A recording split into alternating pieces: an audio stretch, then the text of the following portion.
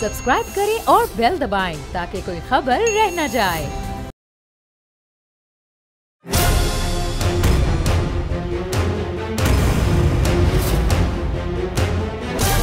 From the Islamabad studios of Bold Network, it's time for Jameel Farooqi on National Debate.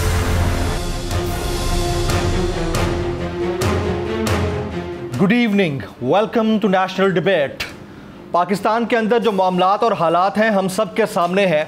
इसमें सहाफ़ी एक important watch dog का किरदार अदा करते हैं। सहाफ़ी का काम होता है उसके सामने जो हैपनिंग हो रही है उसको सोचे समझे और अपनी पॉलिसी बायलाइन और अपने इदारे की बायलाइन के मुताबिक या एडिटोरियल पॉलिसी के मुताबिक अंडरस्टैंड करते हुए सवाल उठाए। दुनिया भर में हर मुल्क के अंदर लॉ ऑफ द लैंड ज़रूर प्रिवेल करता है, लेकिन सहाफ़ियों को बोलने की पूरी इजाज़त होती है। हमारे यहाँ रवैया कदरे मुख्तलिफ है। हमारे यहाँ कहा जाता है कि हम इंसानी हुकूक़ के चैम्पियन हैं, हमने कभी इंसानी हुकूक़ के ख़िलाफ़ वर्जी नहीं की। लेकिन फिर होता यूँ है कि अगर सहाफ़ी कोई सवाल उठाता है तो उसके कैमरे के ऊपर हाथ रख दिया जाता है, उसके ऊपर हाथ मुबैना तौर पर उठाया जाता है।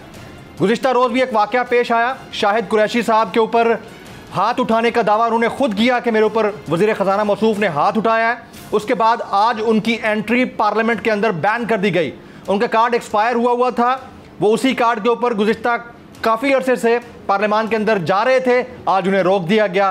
फिर हाथ उठाने के दावे के बाद खुद वज़ीर ख़ज़ाना मौसूफ़ ने उनसे ये गुजारिश की कि आप मेरे ऑफिस में आएँ तो आपसे सॉरी किया जाएगा। उनसे टर्म्स एंड कंडीशन तय की गई, लेकिन वो जब वो ऑफिस में गए तो उनके साथ जो सलूक रवा रखा गया वो उससे भी नेक्स्ट लेवल का है। हम चाहे कितने भी बड़े प्रेशर के अंदर क्यों ना हो, अगर हम ऑफिस बेरर हैं तो हमें अपने रवैये को मोतदिल रखना होगा। यही शिकायत गुज़िश्ता हुकूमत से थी और यही शिकायत सहाफ़ियों की इस हुकूमत से है। इसको जस्टिफाई नहीं किया जा सकता, इसको अंडरस्टैंड करने की ज़रूरत है। आज की नेशनल डिबेट में इसी पर बातचीत होगी। Agenda on the national debate पर बात करेंगे ट्रेंडिंग टुनाइट की। ट्रेंडिंग टुनाइट आज का हमारा हैशटैग है #पॉलिटिकल क्राइसिस। #Political crisis. मुझे जमील फारूकी कहते हैं। आप मेरा programme National Debate Bold News पर मुलाजा करते हैं। ऑन द डिबेट टुनाइट आज के हमारे मोअज़्ज़ज़ मेहमान जनाब मेजर रिटायर्ड खुर्रम हमीद रोखड़ी साहब, आप सीनियर रहनुमा हैं इस्तेहकाम पाकिस्तान पार्टी के। हमारे दूसरे मोअज़्ज़ज़ मेहमान जनाब कैसर अहमद शेख साहब, आप मुआविन ख़ुसूसी हैं वज़ीर आज़म पाकिस्तान के। हमारे तीसरे मोअज़्ज़ज़ मेहमान जो कि सारी सूरत हाल के विक्टिम रहे, शाहिद कुरैशी, सीनियर सहाफ़ी हैं, आपकी फ़ाइनेंस बीट है, वज़राए ख़ज़ाना से आपका रब्ता रहता है। हमें साबिर शाह साहब ज्वाइन करेंगे, सीनियर सहाफ़ी हैं, सीनियर तज्ज़ियाकार हैं। और हमारे पाँचवें मोअज़्ज़ज़ मेहमान होंगे अफजल भट्ट साहब, आप सदर हैं Pakistan federal union of journalist के। मैं अपने तमाम मोअज़्ज़ज़ मेहमानों को प्रोग्राम में खुश आमदीद कहता हूँ। सबसे पहला सवाल मेरा शाहिद कुरैशी साहब से होगा। शाहिद कुरैशी साहब, गुज़िश्ता रोज़ जो वाक़या हुआ और आज आपके साथ जो कुछ हुआ है पार्लियामेंट के अंदर और उसके बाद माफ़ी ताफ़ी के मामले में, ये ज़रा एलाबरेट कर दीजिएगा कि हुआ क्या। देखिए कि वज़ीर ख़ज़ाना इसहाक़ डार पार्लियामेंट में तकरीर के बाद जैसे ही पार्लियामेंट से बाहर निकले तो मैंने उनसे कहा जी आपसे बात करनी है। तो उनका ये कहना था कि मैंने पार्लियामेंट के अंदर खिताब कर लिया है। तो मैंने कहा कि मैंने IMF और वज़ीर आज़म जो पेरिस गए हुए हैं उस हवाले से बात करनी है। तो मैंने कहा कि सर क्या वजह है कि हमारा IMF के साथ मुआहदा नहीं हो रहा। तो उनका ये कहना था कि जब तक आप जैसे लोग सिस्टम में हैं तो उस वक्त तक हमारे लिए कोई अच्छी खबर नहीं होगी। तो मैंने कहा सर मैं तो सिस्टम में नहीं हूँ, मैं तो जर्नलिस्ट हूँ, मैं सवाल कर रहा हूँ। तो वो वापस मुड़े, उन्होंने एक थप्पड़ रसीद किया, साथ में मोबाइल। आपको थप्पड़ मारा? आप ये दावा कर रहे हैं। और फिर मैंने आगे अपना हाथ डिफेंसिव जिस तरह होते आगे हाथ किया और मुझे हाथ पे लगा, मोबाइल छीनने की भी कोशिश की। और जैसे वो गाड़ी में जाने लगे तो उसके बाद वहाँ पर जो सिक्योरिटी पर उसके साथ लोग मौजूद थे, कुछ 8-10 टोटल थे, उनमें से 2-4 को उन्होंने कहा जी इसको पकड़ें और सबक सिखाएं। जैसे ही मैंने देखा कि ये लोग मेरी तरफ आ रहे हैं तो मैं फिर वहाँ से भागा और प्रेस एसोसिएशन जो कि हमारा पार्लियामेंट में एक ऑफिस होता है वहाँ गया। उसके बाद फिर मैं प्रेस गैलरी में गया और तमाम तर जो वाक़या है ये अपने दोस्तों को सुनाया। उसके बाद मुझे कॉल्स आना शुरू हो गई कि सुलह करनी है। मैंने कहा ठीक है, उसका एक तरीक़ाकार होता है, ये आप फाइनेंस मिनिस्टर हैं। मैंने कहा ये कोई तरीक़ाकार नहीं है। मैं ऑफिस गया, मेरे ऑफिस के जितने CO साहब थे, ब्यूरो चीफ साहब थे, उन्होंने कहा जी हम आपके साथ हैं, जो आपका डिसीजन होगा वो हमारा डिसीजन होगा। 2-2.5 घंटे बैठे रहे मिनिस्ट्रियों के लोग, मेहरबानी करें आप चलें साथ। यानी वजीर खजाना साहब ये चाह रहे थे कि आप उनके पास जाएं और वो आपसे सॉरी करें। जी, वो आपसे सॉरी करें। उन्होंने 3 शराइत रखी। हाँ। कि एक वो आपसे सॉरी करेंगे, दूसरा on the floor of the house वहाँ पर अपॉलॉजी करेंगे, और उसके बाद वो फिर आपके ऑफिस में भी आएंगे। आज मीटिंग्स है, आप मेहरबानी करें उनके पास जाएं। तो आप बड़ेपन का मुजाहरा करें। तो मैंने फिर जब हमारे ब्यूरो चीफ साहब ने कहा कि बड़ेपन का मुजाहरा कर लेते हैं, कोई इससे नहीं होता, मैंने कहा ठीक है, हमारे वर्किंग रिलेशन होता है, क्योंकि मेरी फाइनेंस इकोनॉमी बीट है और 8 साल से कर रहा हूँ। तो कोई भी फाइनेंस मिनिस्टर हो तो मेरी तो उससे के साथ वर्किंग रिलेशन होना ही है। जब हम वहाँ पहुँचे तो वहाँ पर फिर उनका रवैया कोई अच्छा नहीं था, जिस पर इसहाक डार साहब का रवैया आपके साथ ठीक नहीं था। तो उन्होंने बरमला कहा जी मैंने कोई ज्यादती नहीं की, मैंने कोई अटैक नहीं किया, जिसके ऊपर हमारे ब्यूरो चीफ साहब ने जो है काफ़ी जो वो फिर थोड़ी ऊंची आवाज़ में भी है, उन्होंने कहा ये कौन सा तरीका है। जमील साहब ने जी खालिद जमील साहब ने कहा ये कौन सा तरीका है, आप हमें यहाँ पर लेके आए हैं और ये लोग इतनी देर से वहाँ पर बैठे हुए थे, ये कोई तरीकाकार नहीं है आपका।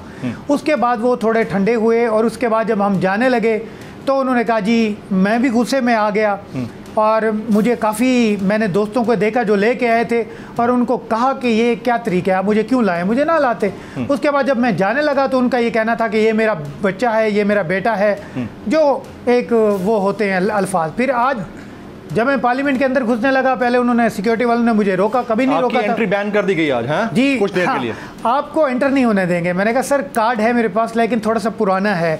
कहते अच्छा, आप उसी पुराने कार्ड के ऊपर ही जाया करते थे? जी पहले मैं कितने सालों से जा रहा हूँ। तो मैंने कहा सर ये 6 महीने साल पुराना है, मैं मानता हूँ, इसको एडमिट करता हूँ, लेकिन मैं क्योंकि पीआईडी में मेरा डाटा है और मेरा ऑफिस की जानिब से भी डाटा है, एबीएन की जानिब से भी, तो मेरा नया कार्ड वहाँ पर इशू होना है। नहीं जाने दिया। जब ये पीआरए हमारी जो प्रेस एसोसिएशन है उसको जब पता चला तो उसकी जानिब से फिर कहा गया कि ये मामला मज़ीद ख़राब होगा, तो उनकी जानिब से कहा गया कि इसको एक 1 डे कार्ड इशू किया जाए। उसके बाद फिर उन्होंने नया कार्ड बना दिया।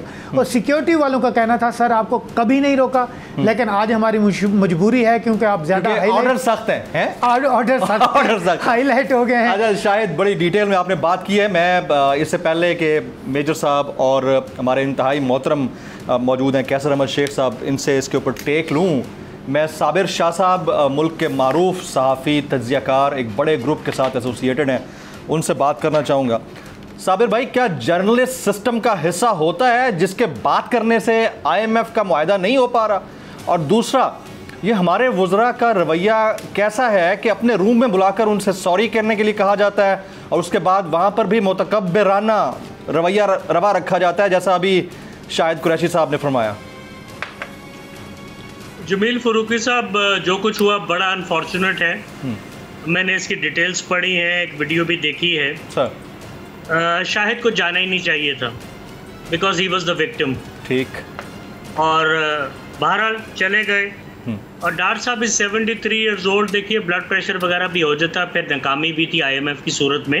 अपने रवैये से वो खबर तो आपको दे गए थे कि मुआहदा नहीं हो रहा। We will not be entertained well in the 9th review, which is forthcoming. Right.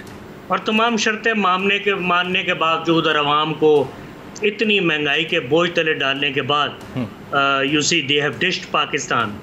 Geopolitical reasons I agree with this Agdar साहब. But again having said that, I mean आप 2 अरब डॉलर या 3 अरब डॉलर के लिए जो भागते जाते हैं, since 1958 we have gone to the IMF 23 times.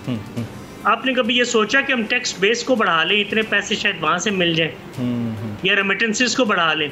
Retailer पे आप टैक्स नहीं लगाते क्योंकि आपके ज़हन में है कि ये नवाज शरीफ साहब की कॉन्स्टिट्यूएंसी है। Imran Khan did the same by the way, Benazir did the same during her tenures by the way. तो रेमिटेंसेस में आप बैंक रेट और हुंडी के रेट को जो फ़र्क है वो कम नहीं करते। आज मैं देख रहा था कि इंडिया की रेमिटेंसेस 111 अरब डॉलर हैं जी, 111 बिलियन डॉलर्स। ठीक है, उनका डायस्पोरा की तादाद ज़्यादा होगी, उनके स्किल्ड वर्कर्स की तादाद ज़्यादा होगी जो कि करोड़ों रुपए में तनख्वाह भी लेते हैं। ठीक, लेकिन यार हमारे लोग तो पैसा जो बैंक स्प्रेड है हुंडी का और बैंक ऑफिशियल रेट या इंटर बैंक रेट का, उसकी वजह से बहुत सारा पैसा बाहर ही छोड़ते हैं। एक्सपोर्टर भी यही करते हैं, जो बाहर कमाते हैं वो पूरा पैसा नहीं भेजते। कभी हमने अपनी खामियों की तरफ भी देखा है? जमील फारूकी साहब, allow me to say one thing, if it is not blasphemy, please. On merit Pakistan does not deserve to get a credit, ना IMF से, ना किसी बायलैटरल डोनर से, ना किसी मल्टीलैटरल डोनर से। तो मैं पहले डोनर से पूछता हूँ, why do you give us so much money at times? कभी मेहनत के बगैर दे देते हैं और कभी देते ही नहीं पैसे हमें, व्हाई?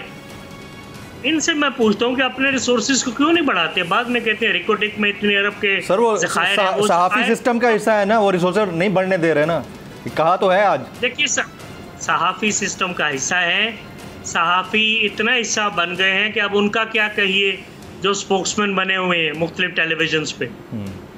शाहिद कुरैशी जैसे भी हैं जो डरते नहीं और सवाल भी कर देते हैं। लेकिन मैं आपको फिर कहूँगा कि अपनी इज्जत अपने हाथ में होती है। मेरे 32 साल हो गए सहाफ़त करते हुए, and I have been a business reporter for 25 years of my career Jamil Farooqi. Out of the 32 years I have spent in the profession. ठीक, इसहाक डार साहब को मैंने बिल्कुल नौजवान देखा है, आज से 25, 26, 27 साल पहले। नौजवान नहीं तो जवान जरूर देखा है। I mean don't get after people. आपको सिवाय इस रवैये के कुछ नहीं मिलेगा। This is my personal feeling. You are denting your own image. कम से कम जवाब दे सकते हैं आप बड़े एहतराम के साथ, अगर कामयाब नहीं हो पा रहे। उन्होंने तो अपने रवैये से बता दिया, खबर तो बन गई है किस्म की कि IMF आपको पैसे नहीं दे रहा, because he felt irritated, he was frustrated and he vented the anger on Shahid. तो ये रवैया हमें बहुत कुछ बता देता है। माजी में भी हमें कई दफ़ा कर्जे नहीं मिले, लेकिन फाइनेंस मिनिस्टर्स वगैरह ने कंपोजर रखा, और क्योंकि हमारे कंपोजर से कहीं ये बात बाहर ना निकल जाए कि जनाब हमें कर्जा नहीं मिल रहा है या उसमें बहुत रुकावटें हैं। So it is whatever Ishaq Dar has done is unbecoming of a public official of his caliber and stature, especially a finance minister. And this is highly condemnable, right? अब साबिर भाई साथ रहिएगा, मैं ज़रा गवर्नमेंट का पॉइंट ऑफ व्यू, कैसर अहमद शेख साहब, और उसके बाद इस्तेहकाम पाकिस्तान पार्टी मेजर साहब। सर, जो हुआ नहीं होना चाहिए था, लेकिन ये तरीका भी दुरुस्त नहीं है कि अपने ही ऑफिस में बुलाया जाए और कहा जाए आओ माफ़ी मांग, आओ हम आपसे माफ़ी मांगते हैं। This is not good thing, this is not a good, I mean not good. Jamil Farooqi साहब, आप दुरुस्त कह रहे हैं सर। देखिए, आप जर्नलिस्ट का या मीडिया पर्सन का और पॉलिटिशियन का चोली दामन का साथ है। हम एक दूसरे के साथ कनेक्टेड हैं, हम हट नहीं सकते। ठीक, और टॉलरेंस बिल्कुल लाजमी चीज़ है। ठीक है, हमने तो सीखा भी यही है। हज़रत उमर फारूक से पूछा गया ना कि आपने ये चादर के, तो उन्होंने ठंडे दिल से तरीके से जवाब अपने आप को पेश किया, इंसाफ किया अदालत में, मुंसिफ के अदालत। डार साहब मेरे 40 साल से मेरे साथी भी हैं, मेरा बहुत तल्लक है उनसे। देखिए, उनको इसमें तो कोई शक नहीं, उन्होंने मेहनत की। लेकिन असल बात जो अभी हुई ना कि हम क्यों नहीं अपने इकानमी पे, जितने भी फाइनेंस मिनिस्टर आए ना सर, ये PTI की भी हुकूमत, असद उमर आए, बाद में आए ये हमाद अजहर साहब आए, इसके अलावा बाकी लोग थे, शौकत तरीन साहब थे, और मिफ्ता आए, अब्दुल हफीज शेख साहब थे, आपके दौर में मिफ्ता साहब आए। तो देखिए, हम अपने इकानमी पे तो जोर नहीं दे रहे। आज हमारी इस साल 0% ग्रोथ है। इंडिया ने, हमारे ही पड़ोसी ने 8.5%। यानी इसहाक डार साहब को भी आप गलती पर समझते हैं? मैं दूसरी बात, मैं ये बात खुल के कहता हूँ। इसहाक डार साहब, मैंने कल भी कहा उनसे, मेरी मीटिंग हुई, अलग मीटिंग हुई उनसे, 4-5 हम थे तो मीटिंग हुई। बात ये है कि हमारे यहाँ पोटेंशियल है। खुद कहा ना डिफेंस मिनिस्टर ने हमारे कि 4,000 अरब, मैं जो बात 15-20 साल से कर रहा हूँ, 4,000 अरब रुपए का हमारे पास पोटेंशियल है। ठीक, ये जो 9,200 तो सिर्फ 8% है ग्रोथ हमारी GDP का। हम वो तो लेते नहीं, हम जो टैक्स भी नहीं लगाते, और हर कोई टैक्स बचा रहा है। करप्शन की इंतहा है, करप्शन और साथ स्मगलिंग। पॉलिटिकल एलीट में ज़्यादा है सर वैसे? नहीं, इंडस्ट्रियलिस्ट भी ज़्यादा उधर ही है ना, सब में। आम लोग भी नहीं देते, मैं मानता हूँ, सैलरीड तबका भी ऐसा है जो कैश में रहता है। मसला क्या, आज से नहीं, शुरू से ही हमने उस तरफ तवज्जो, FBR ने नहीं तवज्जो की, क्योंकि करप्शन थी। हम उसमें बिजनेसमैन, मैं देखिए ना, कोई 50 साल से इसी काम में हूँ। आज से 1990 में मुझे मियाँ नवाज शरीफ साहब ने टैक्स रिफॉर्म कमेटी का जो सेनेटर मदर चेयरमैन थे उसके, जी इंतकाल हो गया उनको, मैं था। जब ये सारे FBR वाले आए भी, तो इनसे मैं पूछता हूँ कि भाई आप लोग क्या कर रहे हो? वही ले रहे हो विद होल्डिंग टैक्स। हम बहुत अच्छी बात की अभी साबिर ने, साबिर मेरा। आप वैसे इसहाक डार साहब के एक्ट को कंडेम करते हैं? नहीं, ये जो उन्होंने हाथ उठाया, दस्तराजी जो हुई है, आप कंडेम करते हैं ना? मैं उनको टॉलरेंस करनी चाहिए थी, वो बड़े बंदे। कंडेम तो करें सर, मजम्मत तो करें। नहीं, मैं तो कह रहा हूँ कि नहीं करना चाहिए था। मजम्मत से मुराद और क्या, यानी आपस में हम आप मिलाएं बजाय कि हम एक दूसरे की मुखालफत। मिला रहा हूँ मैं, वो देखें नहीं, जो हुआ नहीं होना चाहिए था, जितना मुआज़्ज़ज़ हमारे मुल्क का वज़ीर हुआ नहीं होना चाहिए था। वो इस वक्त वाकई वो प्रेशर में है, वो बड़ी मेहनत कर रहे हैं। सर वो प्रेशर का मतलब ये नहीं कि एक विक्टिम को अपने ऑफिस में बुला के कहें आओ मैं तुमसे माफी मांगता हूं। मैं तो नहीं उसको, मैं जस्टिफाई नहीं कर रहा, उसको नहीं कर रहा। आई अप्रिशिएट मैं नहीं कर रहा, मैं ये कह रहा हूँ कि उनको टॉलरेंस करनी चाहिए थी, लेकिन हो गया, एक चीज़ हो गई, अब उसको सॉर्ट आउट भी तो करना है ना। हम आपस में मिलजुल के हैं ना। सर सॉर्ट आउट उन्होंने करना था, this was his damage, he has to, अभी करवा देता हूं, मुझे कहें मैं करवा देता हूं। मुझे मेरे शो पे करवा दे। मैं इनके बाद मैं इनके बाद चला जाता हूं, मैं इनसे माफी मांग लेता हूं और उनको लेके आता हूं। हो गया, नहीं, क्यों नहीं, शाहिद साहब को दिखाएं। शाहिद साहब पे कट करें ना। शाहिद साहब इज इट फाइन? कैसा शेख साहब कह रहे हैं, मैं इनके पास जाके इनसे माफी मांगता हूं। चलें, इससे बड़ी बात नहीं, बच्चे हैं, हमारे बच्चे हैं। अगर हम हमारे बुजुर्ग हैं, हम उनका एहतराम करते हैं। देखेंगे डार साहब से भी हमारा कोई जाती झगड़ा नहीं है। हाँ। मेरा काम है, मैं सहाफ़ी हूँ, सवाल करना। हाँ। मैं पार्लियामेंट के अंदर बिलावल भुट्टो, जरदारी साहब, उसके अलावा जरदारी साहब, शहबाज शरीफ साहब जब अपोजिशन लीडर थे वो भी आते थे, उनसे भी सख्त सवालात करते। Very right. मैं खुर्रम हमीद रोकड़ी साहब, माशाल्लाह से आपका अफवाज पाकिस्तान में सर्व करने का एक वसी तजर्बा, उसके बाद पॉलिटिक्स में आप एक अरसे से। Intolerance is the main reason we are not progressing. Definitely. मैं इसी सब्जेक्ट पे शाहिद कुरैशी पे आना चाहूँगा। इसी पे ही बुलाया, इसी पे ही आना चाहूँगा। मैंने एक ट्वीट किया, जब मैंने ये चीज़ देखी तो मैंने ट्वीट किया शाहिद के खिलाफ। अच्छा, मैं आपको अपनी बात बताऊँ। और मैंने, मेरा क्वेश्चन था ना, ट्वीट खिलाफ ऐसे जाता था कि क्या ये वीडियो बनाने पे मना किया गया, यानी is was he making a video. लेकिन अभी मैंने जब इनकी बात सारी सुनी तो ही इज सेइंग कि वो पीछे मुड़े और उन्होंने उनको थप्पड़ मारा, स्लैप किया, हाँ, यानी स्लैप किया। I believe what Shahid is saying is true, because he is saying, इनके बयान को मैं एक जगह पे भी नहीं रिकॉर्ड पे है ना सर? नहीं, मैं मानूंगा बिकॉज हम फेस टू फेस एक चीज मैं सुन, ठीक है। अगर हुआ थप्पड़ मारा उन्होंने और इस अमल की वजह से इसाक डार साहब ने अपना नुकसान कम किया। इसाक डार साहब उस किस्म के पॉलिटिशियन हैं कि जिनकी पॉलिटिकल स्ट्रगल वो नहीं है जो एक आम पॉलिटिशियन करता है, हल्के में लोगों के साथ मिलना, या उसका एक अपना पॉलिटिकल इमेज जो होता है। इसाक डार साहब की वो पॉलिटिकल स्ट्रगल नहीं है। इसाक साहब एक स्पेशलिस्ट हैं और जो मियां नवाज शरीफ साहिब की वजह से इस मकाम पर है। ठीक, इस तमाम अमल से उन्होंने किसी को नुकसान पहुंचाया या नहीं पहुंचाया, मियां नवाज शरीफ साहब को डेफिनेटली उनकी कॉज को या उनकी पार्टी पॉलिटिकल कॉज को। हाँ जी, मैंने अब तक जैसे कहा, ठीक, कि मैंने ट्वीट शाहिद कुरैशी साहब के खिलाफ की थी कि ये क्या सहाफत में भी हैरेसमेंट है, कि क्या ही वॉज डूइंग इट ज़बरदस्ती जाके और ही इज मेकिंग वीडियो, और क्या उन्होंने कैमरा छीनने की कोशिश की।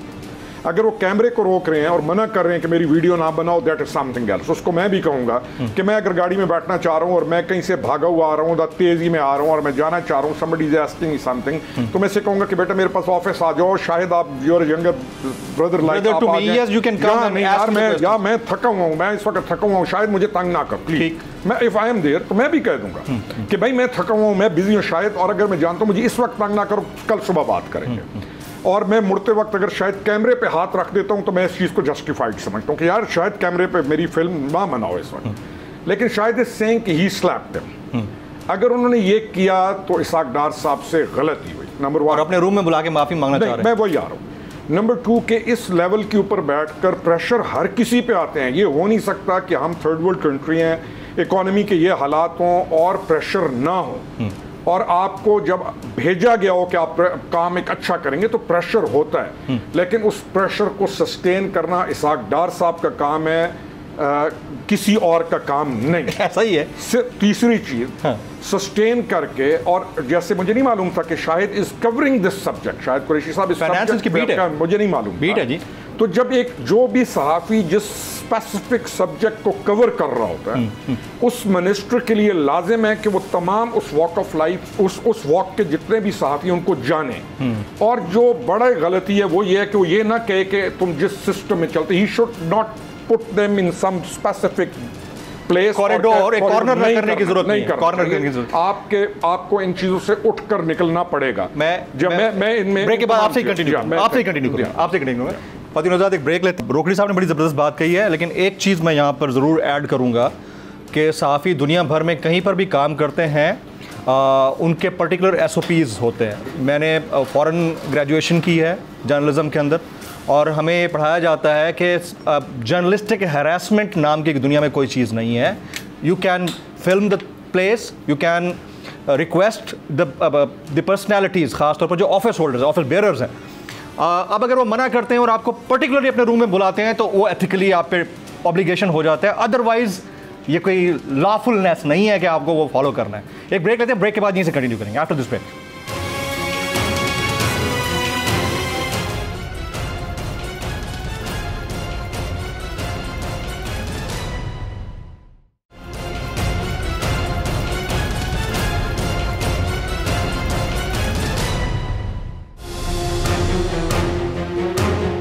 Welcome back. ब्रेक से पहले हमारे साथ साबिर शाह साहब मौजूद थे, मैं उनका शुक्रिया अदा करना चाहूँगा।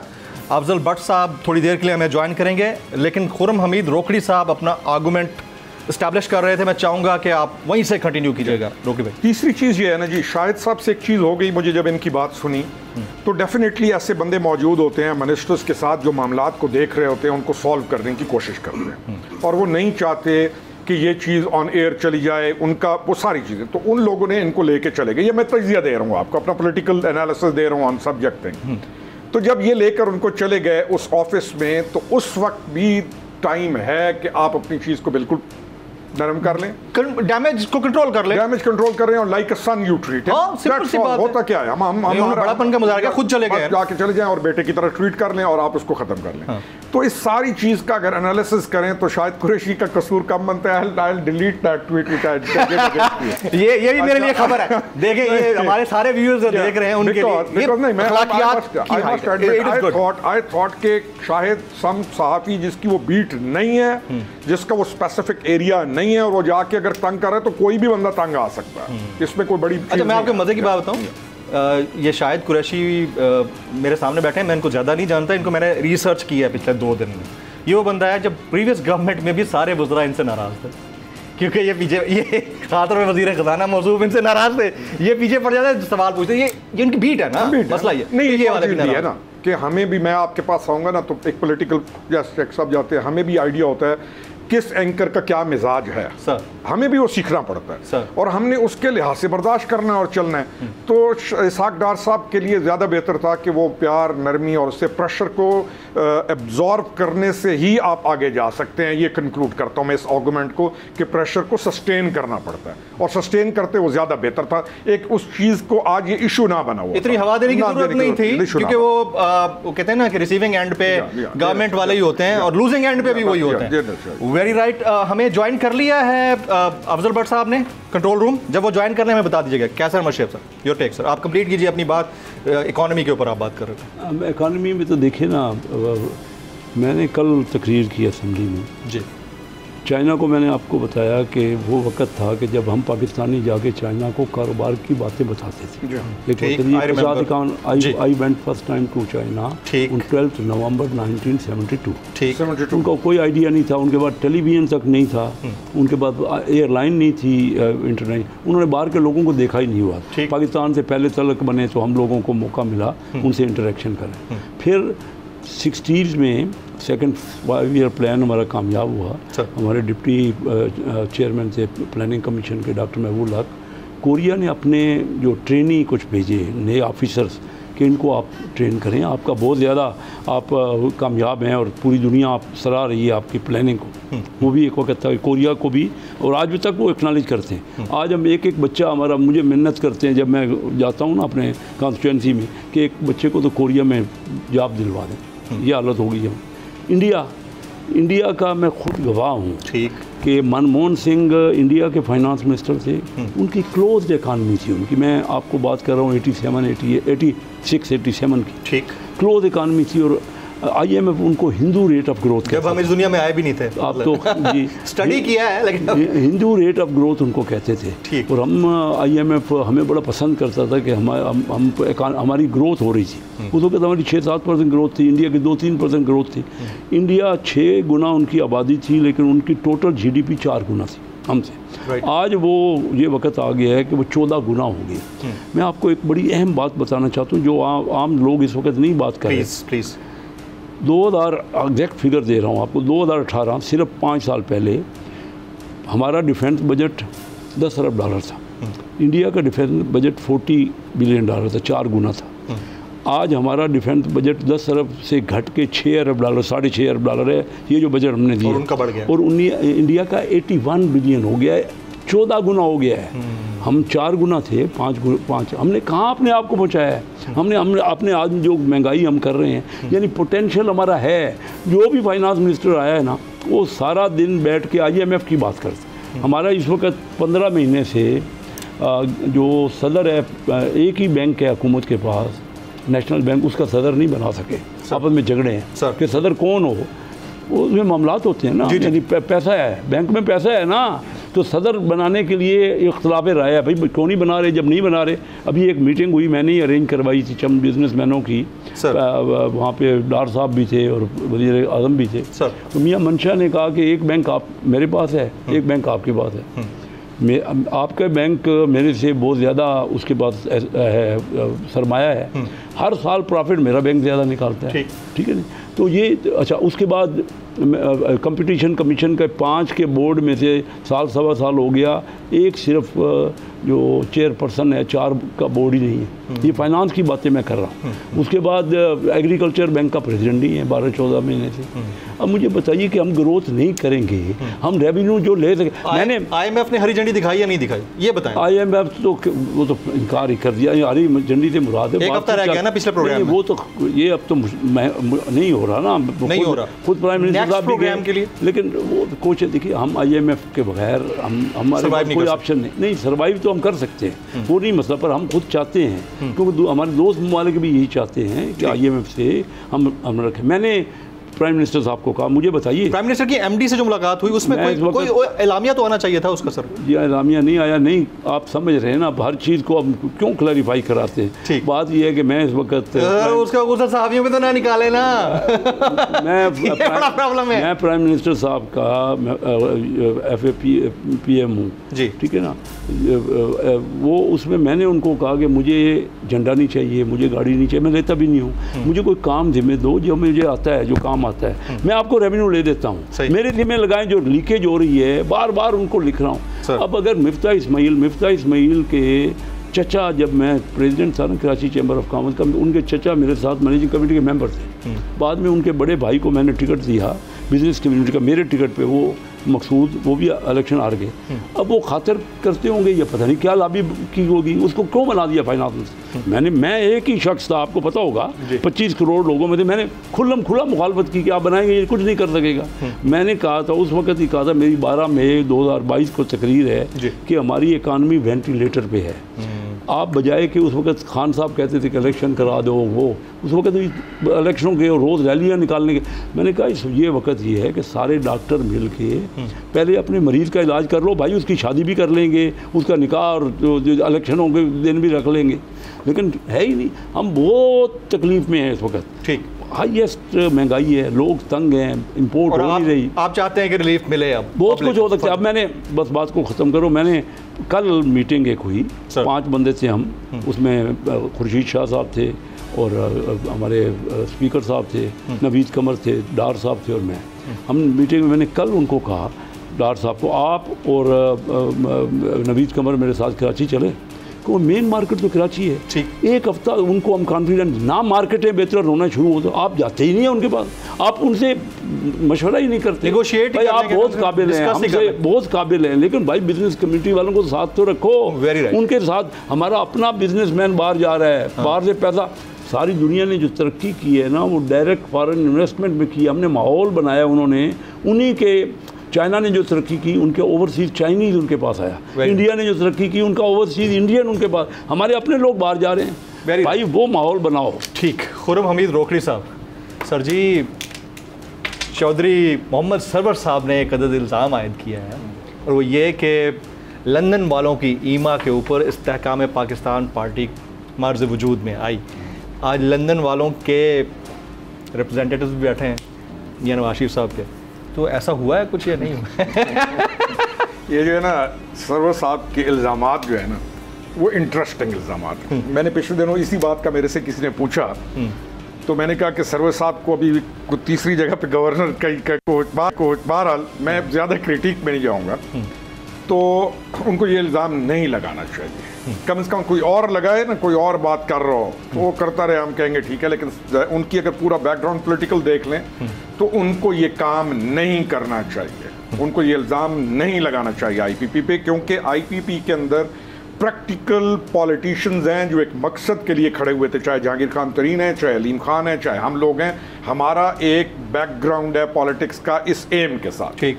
तो चौधरी साहब जिस कश्ती में बैठ के आए थे वो कश्ती चलती रही, तो एक दफ़ा मैंने इनको देखा, इन्होंने अपनी गवर्नरी के दौर में एक कश्ती की तस्वीर आई तो ही दरिया के अंदर उतना ही वो दरिया नहीं, तो वहाँ झील है, गवर्नर हाउस में एक झील है, तो उस झील के अंदर बैठ के वो एक पूरी कश्ती के अंदर एक वो जो मुगल जमाने की एक चीज चली थी।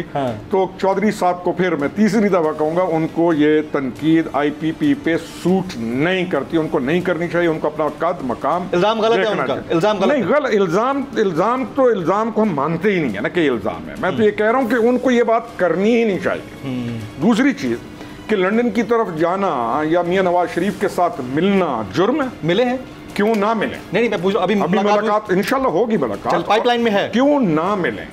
आसिफ अली जरदारी साहब से क्यों ना मिले? मौलाना फजल रहमान खान से क्यों ना मिले?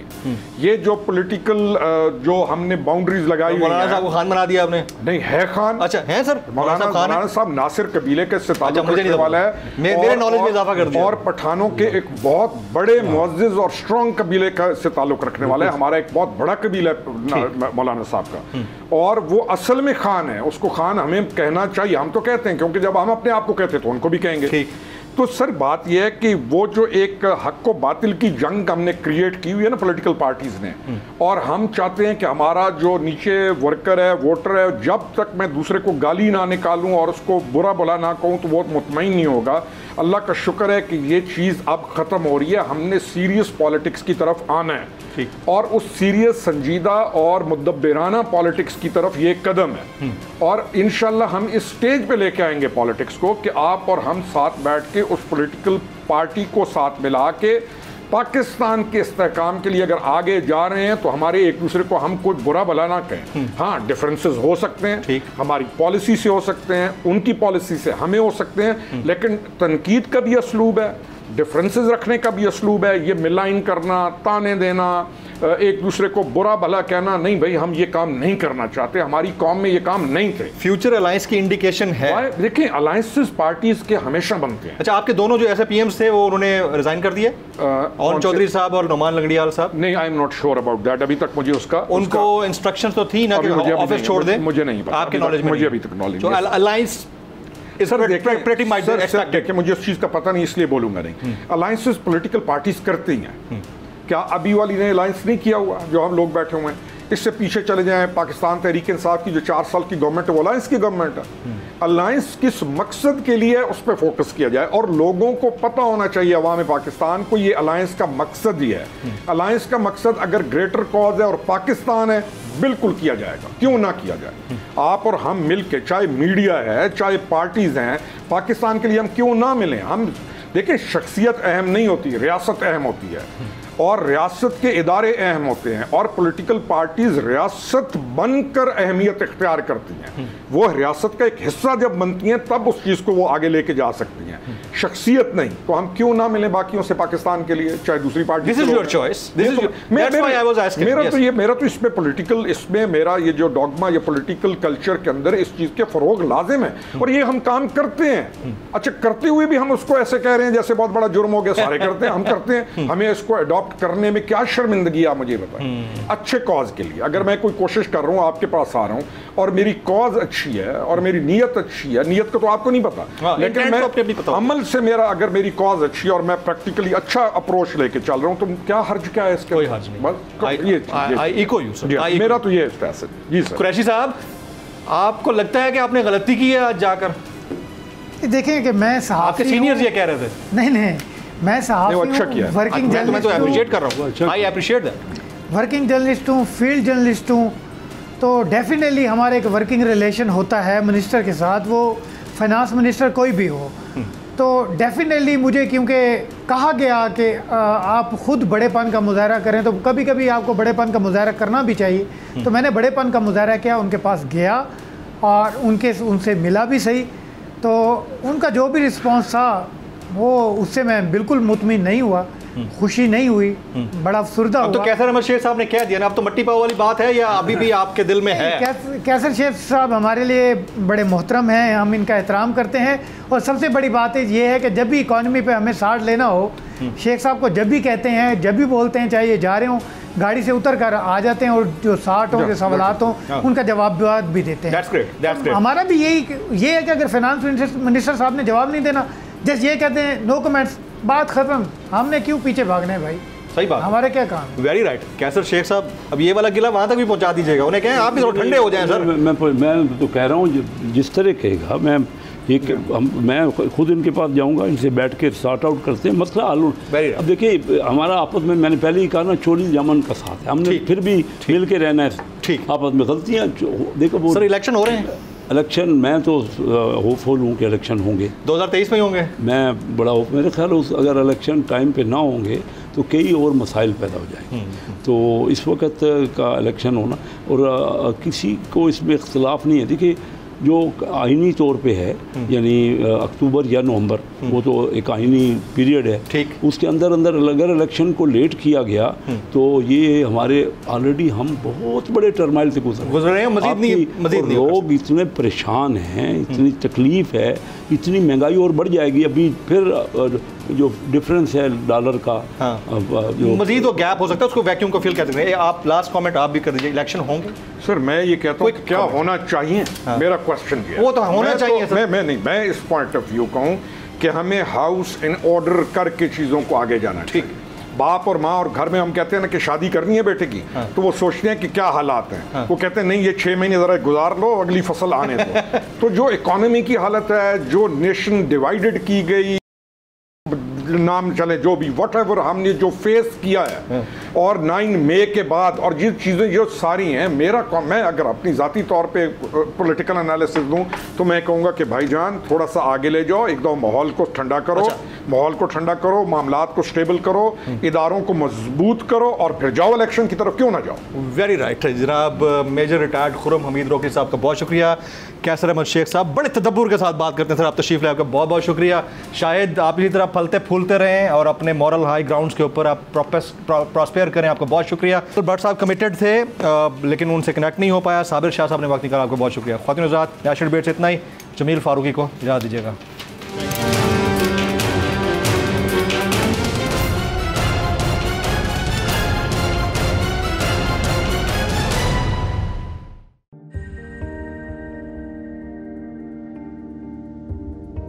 कैसे कैसे सितारे डूब गए, खूबसूरत नजारे डूब गए, ख्वाबों के सभी किनारे छूट गए, गमज़दा दुख के मारे डूब गए। कितनी मुश्किल का सामना है यहां, कितने लोगों के प्यारे डूब गए।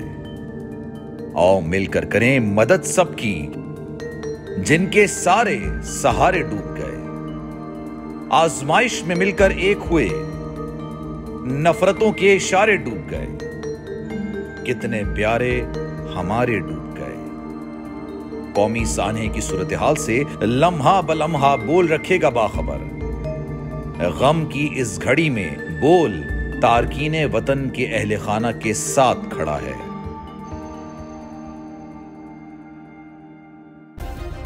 सब्सक्राइब करें और बेल दबाएं ताकि कोई खबर रह न जाए।